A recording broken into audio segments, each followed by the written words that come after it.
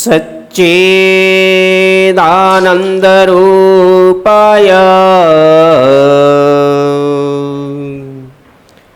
વિશ્વોત્પત્યાદિહેતવે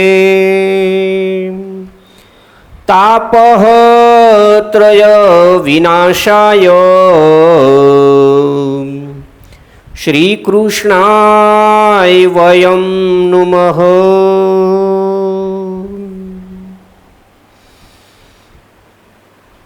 ભાગવતની અંદર દસમ સ્કંદની અદ્ભુત ગરિમા જેને આપણે શ્રવણ કરી રહ્યા છીએ, ભગવાન લીલા પુરુષોત્તમ, ભગવાન મર્યાદા પુરુષોત્તમ, એમના દિવ્ય ચરિત્રો જે આ બંને પ્રભુએ પોતાના અવતાર દરમિયાન જે લીલાઓ, જે દિવ્ય ચરિત્રો કર્યા, એવા ભગવાન સ્વામિનારાયણ મહાપ્રભુએ પણ એવા જ ચરિત્રો કરી અને પોતાનું ભગવંતપણું, પોતાનું પુરુષોત્તમપણું આવું દિવ્ય એ ભગવાને બતાવી અને ઘણા મુમુક્ષુઓને ભગવતપણાનો નિશ્ચય કરાવ્યો. ઐશ્વર્યો એ બતાવવા એ ભગવાન કરતું અકર્તું મન્યથા કરતું છે, બતાવે ખરી અને ન પણ બતાવે. એનાથી ભગવાનનું ભગવાનપણું મળતું નથી હોતું. કારણ કે મોટા મોટા જે આ ભૂમંડળ ઉપર થયેલા એવા સંત પુરુષો હોય કે ઘણા એવા સમર્થો થયા કે જેણે હિમાલયને પણ ઉપાડ્યો હોય એવા રાવણે પણ આપણે યાદ કરીએ, હનુમાનજીને યાદ કરીએ, મંદરાચળને ઉપાડ્યો, અને અર્જુન જેવા અર્જુને સમુદ્ર ઉપર પાજ બાંધી દીધી કે ત્યાં પુલ બનાવી દીધો બાણનો આખો. પણ એનાથી પ્રભુત્વપણું પ્રસ્થાપિત થાય એવું આપણે માની ન લેવું. કારણ કે એ તો સિદ્ધિ અને સામર્થ્યની વસ્તુ છે.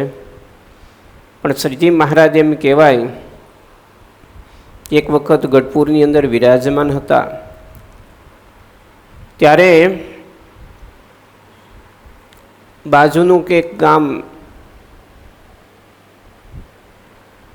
પેલા વિપ્ર દુબળી હતા, સાવ દુબળી વિપ્ર બ્રાહ્મણ. ભગવાન સ્વામિનારાયણ છે એવું સાંભળેલું, પણ મનમાં એવો એને સંકલ્પ કે સ્વામિનારાયણ ભગવાન મને ડ્યુટી ઉપર રૂપિયા મૂકવા દે દોકડા તો હું ભગવાન માનું. આવો સંકલ્પ ઘરેથી કરી અને ગઢપુર આવેલા. હવે એ વખતે બરોબર મહારાજે સભા ગોઠવાયેલી. મહારાજ એ વખતે કથામૃતનું રસપાન કરાવતા. ભગત આવીને ઊભા રહ્યા, સંકલ્પા કરેલો, ભગવાનની ડેફિનેશન નક્કી કરી નાખી કે આ મન કરવા દે તો ભગવાન ખરા. અને જે માણસે એકવાર નક્કી કર્યું હોય, અમુક વસ્તુ એવી હોય કે છોડે નહીં. એટલે એ વખતે દુબળી તો ત્યાં ઊભો રહીને સંકલ્પા કરેલો, અને ભગવાન અચાનક કથાનો પ્રવાહ બંધ કરી અને ત્યાં બાજુમાં જ સીધા જે પાટની આગળ બેઠા હતા એ પાટ ઉપર બેઠા હતા, પાટ ઉપરથી આડા પડી અને સૂઈ ગયા લાંબા થઈને. એટલે સંતો બધા એને હરિભક્તો બધા વિચારમાં પડી ગયા. થાય તો ખરી જ ને. આજે અત્યારે કથા કરતા હોય ને અમે લાંબા થઈને સુઈ જાય કે આ શું છે, હે આ શેનો વડ ચડ્યો છે, હે. એટલે એ વખતે મહારાજે આવી લીલા કરી. એટલે મુક્તાનંદ સ્વામી કે મહારાજ શું કાંઈ શરીરે કસર, કેમ આમ અચાનક? કારણ કે ભગવાનનું એક ચરિત્ર કાંઈક ઉદ્દેશ એને હોય. મહારાજ કે અમે તો ભાઈ અનેકના મનોરથ પૂર્ણ કરવા માટે આવ્યા છીએ, પણ પેલો ઊભો દુબળી બ્રાહ્મણ સંકલ્પ ક્યારનો કરે છે કે ભગવાનની ડ્યુટી ઉપર મને આ 2 દોકડા મૂકવા દે તો ભગવાન સાચા.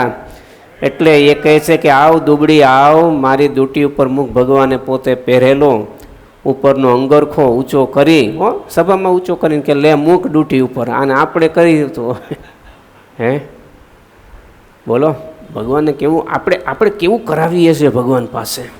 જાહેરમાં ભગવાનને ઉઘાડા, હે જાહેરમાં ભગવાનને ઉઘાડા કરીએ આપણે. લ્યો તમે ભગવાન હોય તો આટલું આ કરો તો ભગવાન ખરા. એટલે મહારાજ કે આવ લે, તારો સંકલ્પ પૂરો કર ને આ ડ્યુટી ઉપર તારા 2 દોકડા મૂક. પછી આવીને મહારાજની ડ્યુટી ઉપર પૈસા મૂક્યા, ભગવાનને પગે લાગ્યો અને કહે છે તમે ભગવાન ખરા. કારણ કે પહેલી વાર જ મિલન થયું હતું. પછી મહારાજ બેઠા થયા અને પછી કહે છે દુબળી બ્રાહ્મણ, આ તું જે સંકલ્પ કરીને આવ્યો તો એ તો કોઈ યોગવાળા હોય, કોઈ સિદ્ધિ ધારણ કરતા હોય, કોઈ જપ તપ કરી અને સિદ્ધિ મેળવી હોય. જો ભગવાન શું કહે છે, જપ કરીને તપ કરીને ઐશ્વર્ય મેળવ્યું હોય, સિદ્ધિ મેળવી હોય તો એના યોગે કરીને તમારા અંતરના સંકલ્પો જાણી શકે. શું કીધું? તો શ્રીજી મહારાજ કે એ જાણવાથી કાંઈ ભગવાનપણું સાબિત ન જ કરવું. લ્યો બોલો ભગવાન કેવા. તો મહારાજ કહે છે કે એ તો જીવની મલિનતાને ટાળે, એના અંતઃશત્રુને ટાળે, એને નિર્વિષય બનાવે તો એને ભગવાન માનાય. લ્યો ભગવાનની ડેફિનેશન ભગવાને કહી. લ્યો અને ત્યારે દુબળી કે મારે મન તો જે મેં સંકલ્પ કર્યો તો એ તમે સત્ય કર્યો, એટલે મારે તો ભગવાન તમે ખરા. લ્યો એટલે મહારાજે પોતે આવી રીતે અનેક આવા ચરિત્રો કરી અને કેટલાય મુમુક્ષુઓને શરણે લીધેલા છે. કેટલાય મુમુક્ષુઓને મહારાજે તો દિવ્ય ચરિત્રો પણ એવા કર્યા, ભગવાન રામચંદ્રજીએ કર્યા, ભગવાન કૃષ્ણચંદ્રજીએ કર્યા. તો એવા જે એ ચરિત્રો કે મહારાજે જેમ ભગવાન શ્રી કૃષ્ણ પરમાત્માએ દાવાનળ કહેતા અગ્નિનું પાન કરી ગયા, પી ગયા અગ્નિને, એવી રીતે ભગવાન સ્વામિનારાયણ પ્રભુ પણ અગ્નિનું પાન કરી ગયા છે. એવી જ રીતે જેમ યશોદા મૈયાને મુખની અંદર બ્રહ્માંડના દર્શન કરાવ્યા, તેવી જ રીતે સ્વામિનારાયણ ભગવાન કહેતા ઘનશ્યામ મહારાજે માતા ભક્તિ દેવીને પણ પોતાના મુખની અંદર અને પ્રાગજી પુરાણીને પણ જ્યારે કથા કરતા અને મા શ્રીજી મહારાજ સ્વયં એ કથા શ્રવણ કરતા, ત્યારે એને પણ સંકલ્પ થયો કે બ્રહ્માંડના વિરાટ પુરુષ એ કેવા હોય. ત્યારે એને પણ બ્રહ્માંડનો સર્ગ આખો મહારાજે બતાવ્યો અને ભક્તિ માતાને પણ પોતાના મુખની અંદર એવા બ્રહ્માંડના સર્ગના એ દર્શન કરાવ્યા. તો ભગવાન સ્વામિનારાયણ મહાપ્રભુએ આવી રીતે દિવ્ય ચરિત્રો કરી અને ભક્તોના મનોરથો પૂર્ણ પોતે કર્યા છે. કહેતા ભગવાન એ મર્યાદા પુરુષોત્તમ એ પહેલાં પધારે, પછી લીલા પુરુષોત્તમ પધારે. જીવનમાં ધર્મ મર્યાદાનું પાલન ન કરે તેને જ લીલા ચરિત્રોની અંદર કહેતા લીલા ચરિત્રોના સ્વામી પ્રભુના પ્રેમની અંદર એને પ્રવેશ મળે નહીં. ધર્મની અંદર રડતા હોય ત્યારે જ એ લીલા પુરુષોત્તમના પ્રેમની અંદર પ્રવેશ મળે છે. કહેતા જેમ ઘડો હોય માટીનો, એ માટીના ઘડાની અંદર ઠંડુ પાણી થાય ને આપણે પી શકીએ, પણ જો એ માટીનો ઘડો છિદ્રવાળો હોય તો એ પાણી ટકે નહીં. પાણી છે ને ઠંડુ થાય પણ ક્યારે? એ જવે ત્યારે. શું કે? જવે ત્યારે. જવે એટલે કોને કહેવાય? હા, જેમ તમને અત્યારે ખૂબ તમારે આ ભેજવાળું વાતાવરણ હોય તો એને લઈને તમે જુઓ કે ચિલ્ડ કોઈ પણ વસ્તુ હોય તમારી, ફ્રીજ હોય કે એસી હોય તો એના પાઇપ ઉપર કે એમને તમારે છારી પાણીની બાજી જાય. અથવા તો વધુ વરસાદ પડ્યો હોય તો તમારું આરસીસી જે કોન્ક્રીટનું કરેલું હોય ને ક્યાંક તિરાડ કે આવું હોય તો ત્યાંથી એ પાણી નીકળે. પણ ઠંડાઉ પાણી થવાની નિશાની એ કે માટીના ઘડાની અંદર નીચેથી પાણી ચૂવે કેતા સ્રવે કેતા કાણું નહીં, પણ ઓટોમેટિક એના નાના નાના છિદ્રોમાંથી જ્યારે પાણી એ બહાર નીકળે અને એ પાણીથી લઈ અને ઠંડા પાણીની આપણને ફેસિલિટી મળે. પણ જો એની અંદર કાણું કેતા છિદ્ર થયું હોય તો એ પાણી ગમે એટલું આખું છલોછલ ભર્યું હોય પણ એના સમય એમ લિમિટ કલાકની અંદર કે અડધો કલાકની અંદર જેવું છિદ્ર એ પ્રમાણે પાણી નીકળી જાય.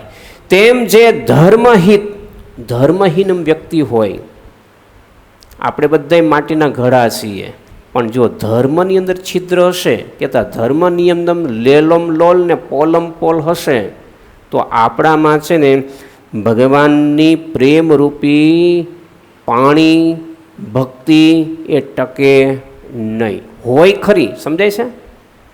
આપણામાં ભક્તિ ભરેલી જ છે, નથી એવું નથી, પણ એ ભક્તિ ટકે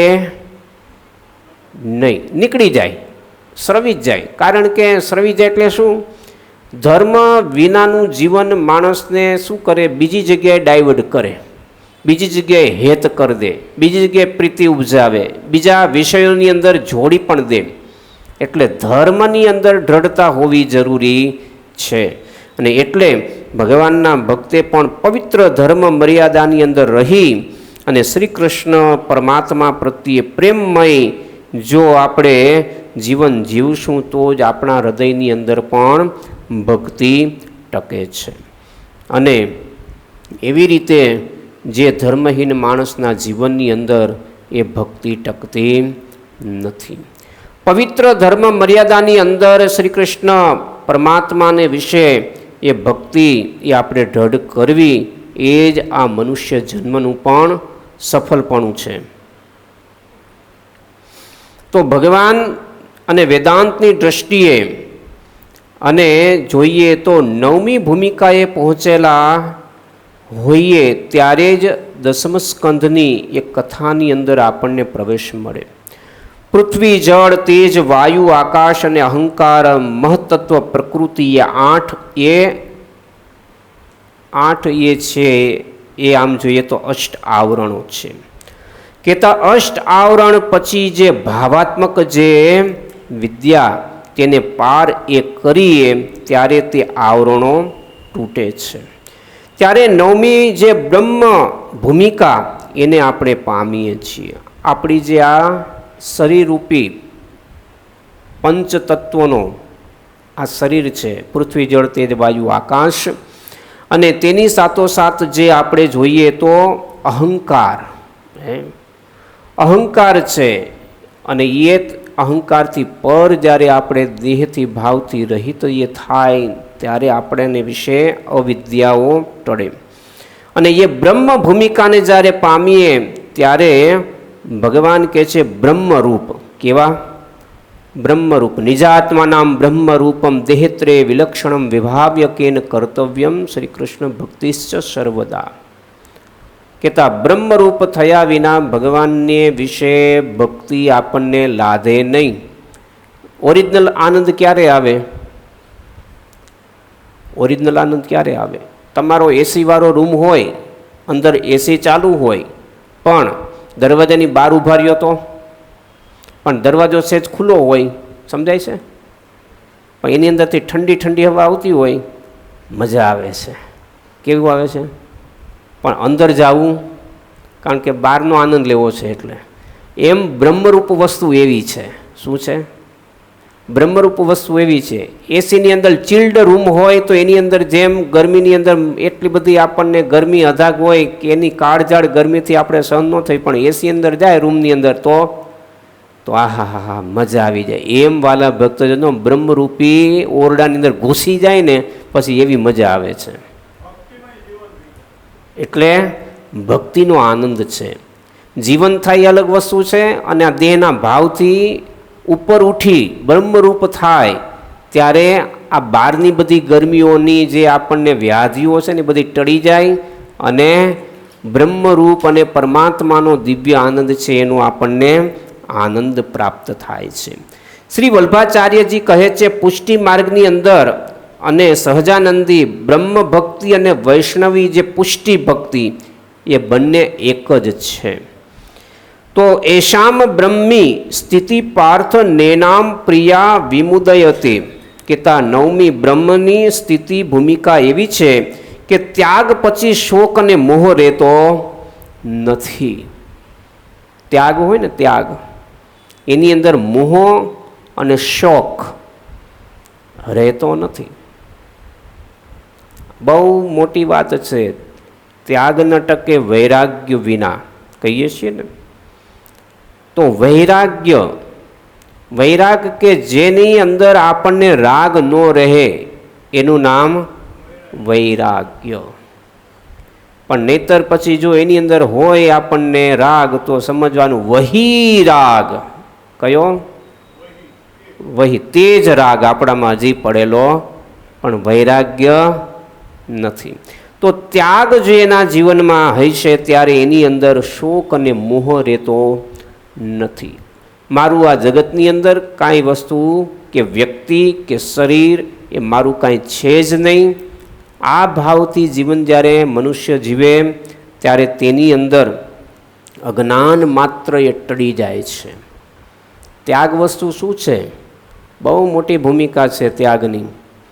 અને જેના જીવનમાં એ ત્યાગ આવ્યો એ આ બધી પ્રકૃતિથી ઉપર ચાલે.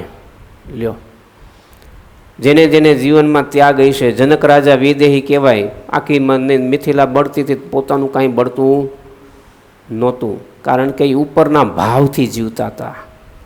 આ લોકના, આ પ્રકૃતિના એના ઉપરથી પોતે જીવન જીવા, કે પોતાનો મહેલ, પોતાનો પરિવાર એની પણ એને પરવા કરી નહીં.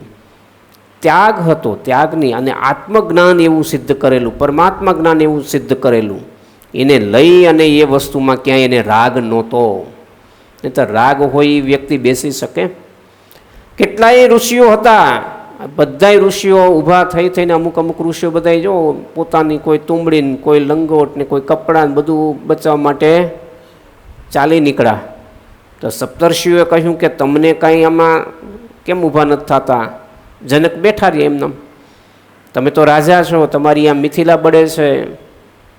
ત્યારે કે ભાઈ આ મિથિલા બળે છે એમાં મારું કાંઈ બળતું હે? મિથિલાયામ પ્રદિતાયામ દેહ મેં કિંચનમ. આ મિથિલા બળે છે એમાં મારું કાંઈ બળતું, એક આત્મા મારો એક છે. દેહ પણ મારો બળે તો એની અંદર મારું કાંઈ છે? આ તો અજ્ઞાને કરીને આપણે બધાએ આપણું માની લીધેલું છે. પણ જો એવો ત્યાગનો ભાવ જ્યારે પ્રગટ થાય એટલે એને વિશે આપણને શોક પણ ન થાય ને મોહ પણ ન થાય. આપણે આપણા વ્યક્તિ, પદાર્થ અને શરીર એની અંદર મોહ થાય છે આપણને. જેમ અર્જુનને મોહ થયો ને, આ મારા પરિવારજનોને, એને મારીને રાજ નથી કરવું, એ મોહ થયો. જતું રહે એમાંથી શોક થાય છે. શું થાય છે? જતું રહે છે ને, અચાનક વ્યક્તિ જતો રહે એનીથી શોક થાય છે. અને એ શોક કેવો હોય? ગાંડ પણ લાવી દીધે.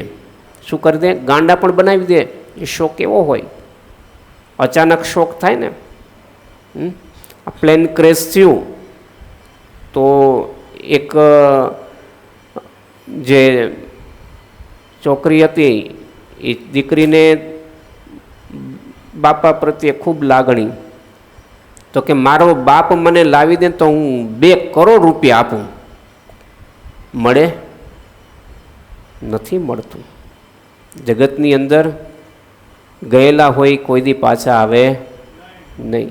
હા, સિવાય ભગવાન કે ભગવાનના સમર્થ સંતો હોય એ લાવે, એ અલગ વસ્તુ છે.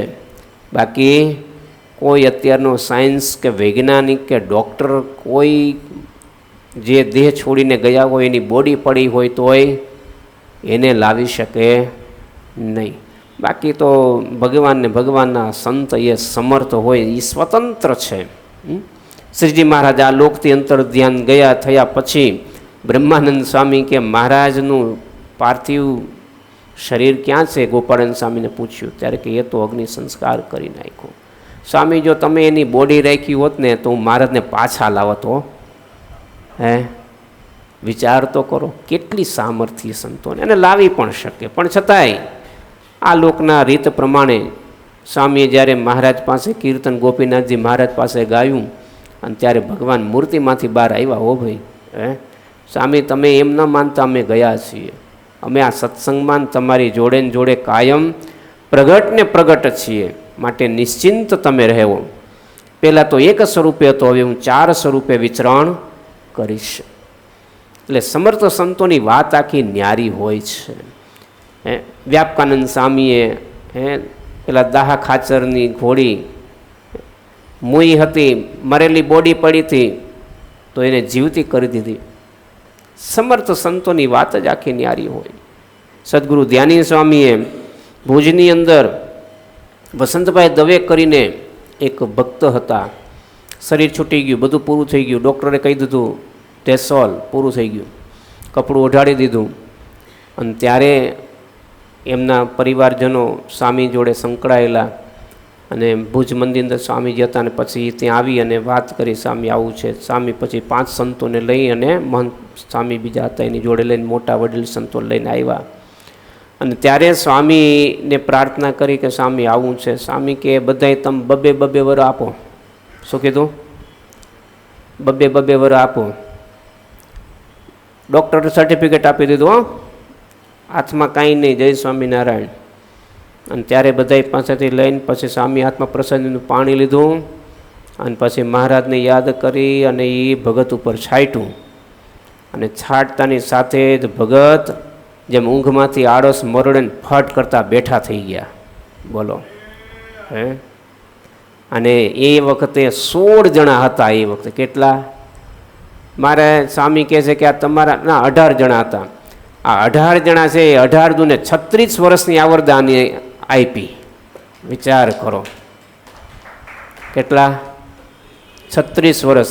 સ્વામી કે આજનો દિવસ, આ તારીખ 36 વર્ષ પછી તમે ચેક કરજો. અને એક્ઝેક્ટ એટલા વર્ષ થયા, એ જ ટાઈમ, એ જ દિવસ, અને એ ધામમાં ગયા. એ ભગતને અમે મળેલા. જો એ ભગતની સ્થિતિ એ બહુ સારી, ઉત્તમ હતી. મહારાજને ભજન ભક્તિ અને ખૂબ એવો લગાવ, સ્થિતિ બહુ સારી. તો આ સમર્થ સંતોની વાત આખી ન્યારી હોય. સમજ્યા? આવા તો ઘણાય દાખલાઓ સંતોના. એવા જોગી સ્વામી જોઈએ, અથાણાવાળા સંતો જોઈએ, ઘનશ્યામ જીવન સ્વામી જોઈએ, કયા સંતોના આપણે નામ લઈએ. અનુભૂતિ આવા સંતોની આપણને આ સત્સંગની અંદર આપણને સહેજે સહેજે આવી થાય છે. એટલે આ સંતોના પગ પકડવાનું કારણ એ જ છે ભાઈ, એ ભક્તિની અંદર આરોડતા જ હોય. શેમાં? સંતોને અત્રે જે કાંઈ ક્રિયાઓ કરતા હોય એને ભગવાન સિવાય કોઈ પ્રયોજન ખરી? તમારે તો કદાચ કાંઈ તમે કદાચ મહેનત કરો તો કાંઈક બેંક બેલેન્સ એ ભેગું કરતા હો, પણ સંતો જે કાંઈ કરે આજ, તો એ કાંઈ પણ સત્સંગની, મંદિરની જે કાંઈ સેવાઓ કરે અંદર એનો પોતાનો શું સ્વાર્થ? નો એકાઉન્ટ. સંતોને કોઈ એકાઉન્ટ નહીં.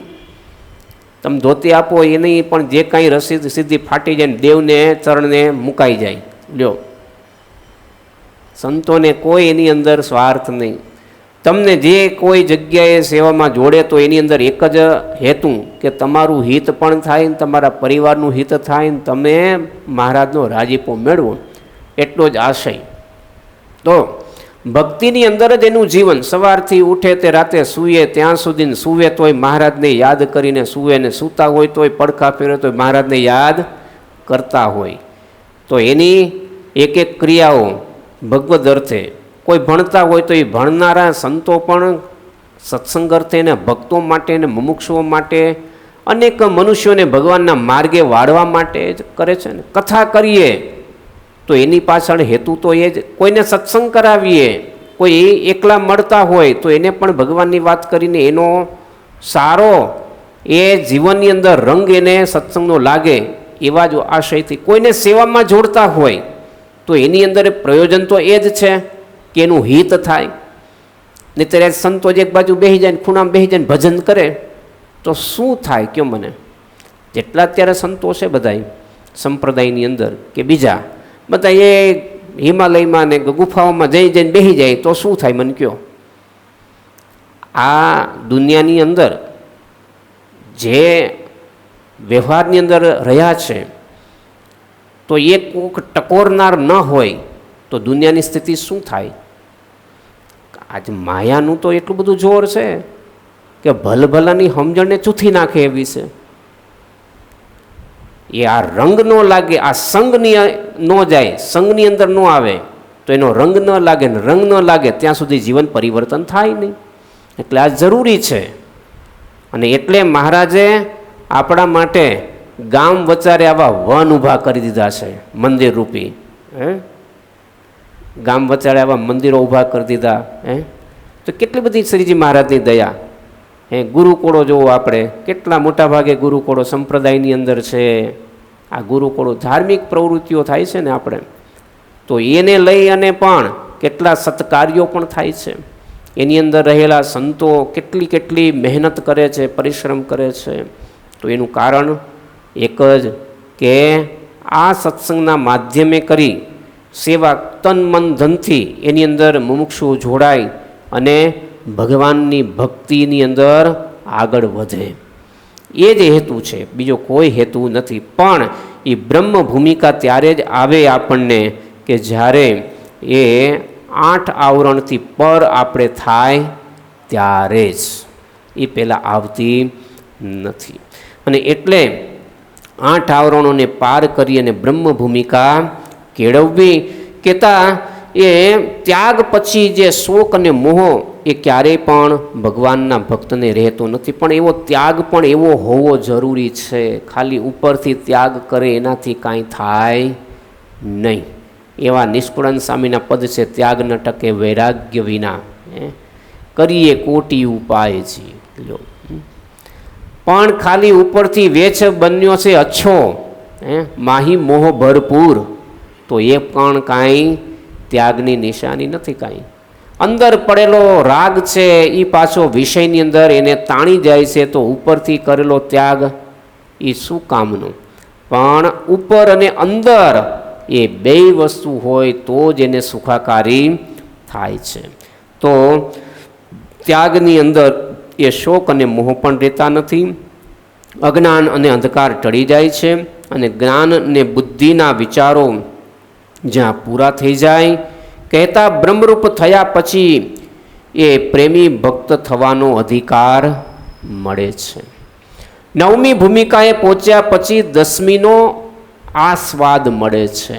9મી ભૂમિકા 9 સ્કંદની કથા પછી જ કહેતા વાલા ભક્તો 9 એ પૂર્ણ આંક છે. કયો છે? પૂર્ણાંક. 9 પછી નવી જે કોઈ સંખ્યા આવે છે એ ફરી રિપીટેશન થાય છે. કેવી છે? રિપીટેશન. 10, 11, 12 પણ એ બધા આગળ આંકડા આવેલા છે. તો 9 છે એ પૂર્ણ આંક છે. એનો આંક આપણે જો ગણીએ 9 એકા 9 તો છેલ્લે 9 જ આવ્યા. 9 દુ 18, 8 વત્તા 1 બરાબર 9, 9 તેરી 27, 27નો સરવાળો કરીએ 2 ને 7 9 થયો. 9 4 36, 3 પ્લસ 6 બરાબર 9, 45, 4 પ્લસ 5 કેટલા થાય? 9. તો એ છેક સુધી આપણે ગણીએ તો 9 દાણ 90, તો છેલ્લે 9 પ્લસ 0 બરાબર 9, 9 81, 8 પ્લસ 1 બરાબર 9. તો આપણે એનો છેલ્લે સરવાળો માનીએ 9નો આંકમાં છેલ્લે 9 એ પૂર્ણાંક પછી બીજો કોઈ આંકડો આવતો નથી. કહેતા જ્યાં સુધી આત્મા પૂર્ણ બનતો નથી ત્યાં સુધી પૂર્ણ પુરુષોત્તમનો મેળાપ પણ થતો નથી. એટલે શ્રુતિએ પણ કહ્યું છે ઓમ પૂર્ણમદઃ પૂર્ણમિદં પૂર્ણાત પૂર્ણમુદ્યતે. શું કહે છે ભગવાન? કેવા છે? પૂર્ણ છે. પૂર્ણમાંથી પૂર્ણ કાઢો તોય પૂર્ણ, પૂર્ણમાં પૂર્ણ નાખો તોય પૂર્ણ.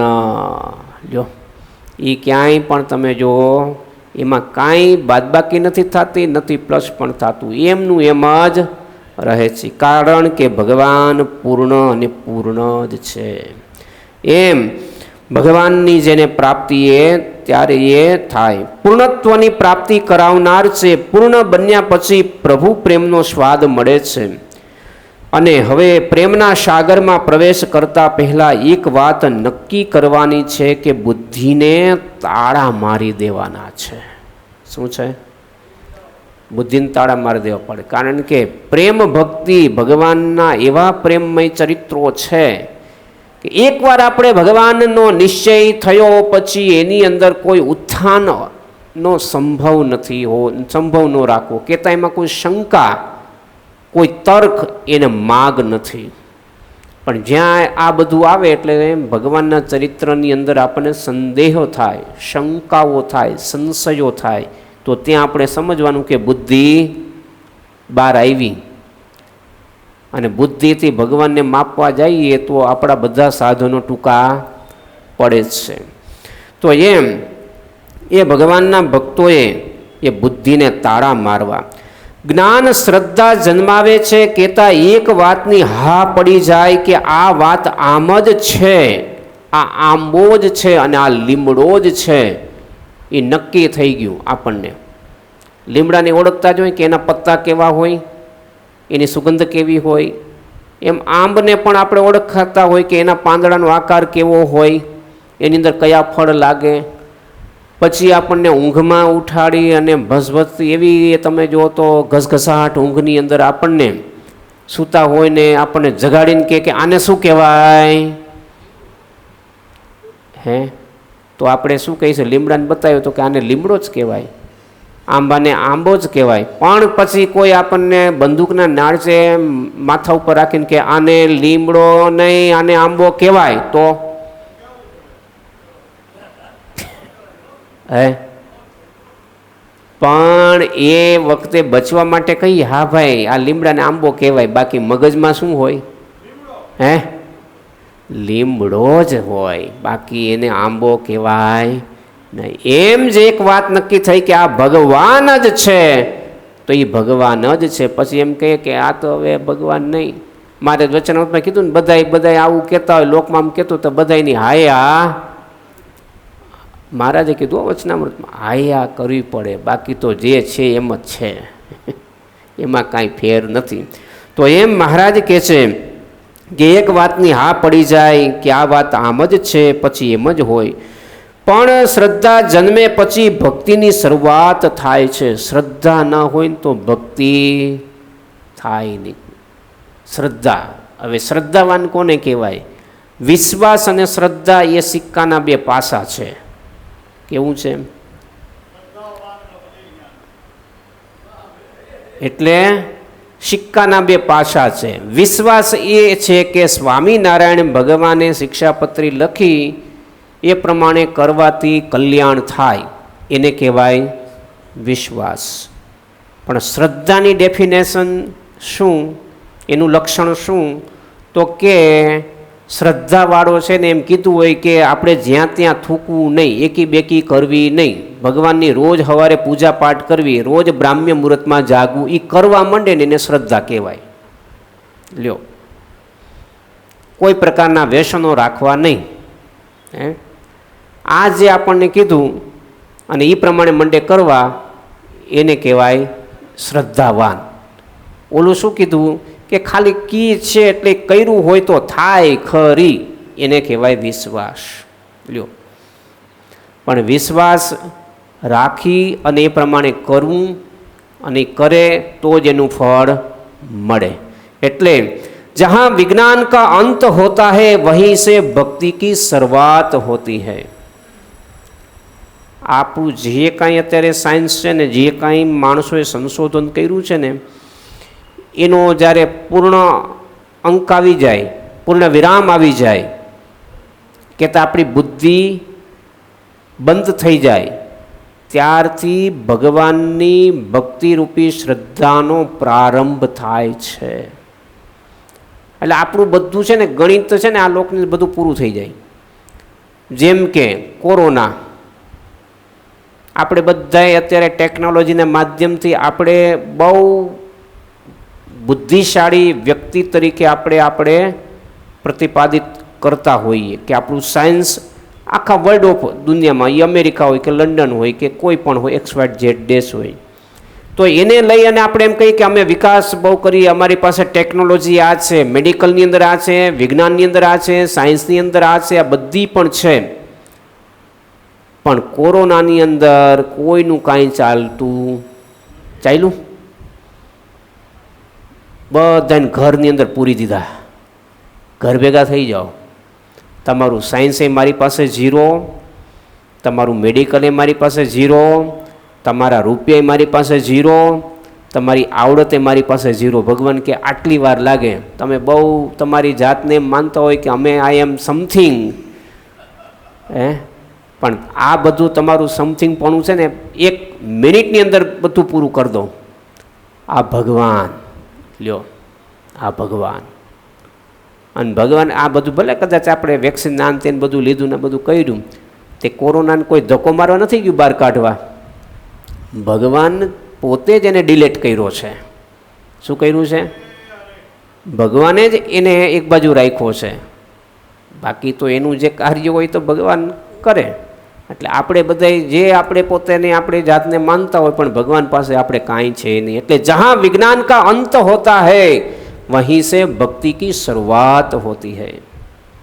ભક્તિ આ કામ કરે. જો ભક્તિ શું કરે? તમારું સાયન્સ આપણું કામ ન કરતું હોય, આ મરેલાને જીવતો કરે. આને શું કહેવાય? આને શું કહેવાય કયો? આ ભગવાનની ભક્તિ કરી તો એના પ્રતાપે સંતો ભગવાનને પ્રાર્થના કરે, ભક્તો પ્રાર્થના કરે, ત્યારે એ મરેલાને પણ બેઠા કરે. આ ભક્તિ છે. જો આ ભગવાનમાં પ્રેમ છે. બાકી કોઈ એમ તો ગયેલા હોય કેટલાને કહી તો કોઈ કાંઈ એમ થોડા થાય છે. પણ ભગવાનને વશ કરેલા હોય એવા ભગવાનના ભક્તો સંતોએ તો એનું ભગવાન માને નહીં, મરેલાને બેઠા કરી દે. આ ભક્તિનો પ્રતાપ છે. જ્યાં સાયન્સ પૂરું થઈ ગયું, ડૉક્ટર ના પાડી દે કે આમાં કાંઈ નથી થવાનું, પૂરું થઈ ગયું, લઈ જાઓ, અને ત્યાંથી બેઠા કરી દે. એ આ ભગવાનનો માર્ગ છે ભાઈ. લ્યો, અને એટલે જ્ઞાન અને બુદ્ધિના સીમાડા પૂરા થાય ત્યાંથી પ્રેમનો પ્રારંભ થાય છે. ભગવાનને બુદ્ધિથી નહીં માપી શકાય, પ્રેમના સ્નેહથી માપી શકાય છે. માટે ભગવાનના ભક્તોએ પ્રેમનું કાયમ માટે અનુશાસન કરવું, પ્રેમને સિદ્ધ કરવો, અને પ્રેમ કેવી રીતે મળે એના માટે આપણે નવધા ભક્તિની અંદર તરબોળ રહેવું પડે. તો 10મા પ્રકારની પ્રેમ લક્ષણા ભક્તિ આપણને લાધે. આપણને પ્રેમ સતત નથી રહેતો, પણ એ સતત રહે એના માટે નવધા ભક્તિની અંદર રહીચા પૈચા રહેવાની વાત છે. શું થાય છે? ગુલાબજાંબુ ચાસણીમાં હોય તો જ રસદાર રહે, પણ ગુલાબજાંબુ જેવો બાર તમે કાઢો કોરો પડી જાય છે. એમ આપણે ભક્તિરૂપી ચાસણીમાં ડૂબા રહેશું તો જાંબુની જેમમાં રસ તરબોળ રહેશું, અને ખાનારાને એમ થાય છે સોફ્ટ છે, પણ 4 દિવસ સુધી બહાર પડ્યો હોય ને પછી ખાવ, મોઢાની અંદર મૂકો તો ડચુરા વળે. શું થાય? કોરો પડી ગયો હોય ને. એમ લુખી ભક્તિ એવી થાય, પણ રસદાર ભક્તિ ગુલાબજાંબુની ચાહણી અંદર હોય ને એવી ભક્તિ થાય. એટલે ભક્તિ કેવી કરવી? રસદાર. 9 પ્રકારની ભક્તિ, નવધા ભક્તિ કરી અને એ ભક્તિની ચાસણીમાં ડૂબતા રહેવું તો આપણને મહારાજની 10મા પ્રકારની પ્રેમ લક્ષણા ભક્તિની ચાસણી ચડી જશે. શું થશે?